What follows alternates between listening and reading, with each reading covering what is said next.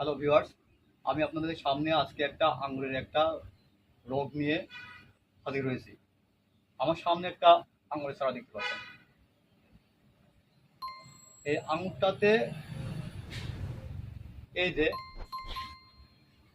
আমরা দেখি পাতার নিচে গুঁড়ো গুঁড়ো কিছু একটা হলুদ কালারে দেখা যাচ্ছে। এটা মূলত একটা ছত্রাক জনিত একটা রোগ। এই রোগটার নাম হচ্ছে আঙুরের মরিচা রোগ। এই রোগটা হলে গাছের পাতাগুলো আস্তে আস্তে ঝরে যায়, গাছের বৃদ্ধি ব্যাহত হয়, গাছ দ্রুত বাড়ে না। এখন এই রোগ হলে আমাদের বাগানে আমরা কি করব? এই রোগ হলে আমাদের একটা ছত্রাকনাশক নিয়মিত স্প্রে করতে হবে। তবে এই ছত্রাকনাশকটা মূলত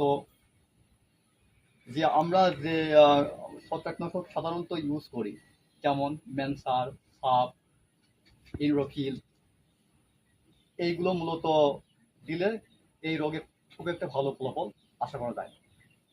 এই জন্য আমরা কি দিব?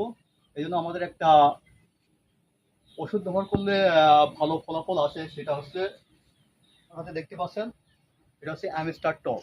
এটা হচ্ছে সিনজেন্টার একটা ওষুধ। এখানে দুইটা উপাদান রয়েছে। এটা যদি সপ্তাহে একদিন লিটারে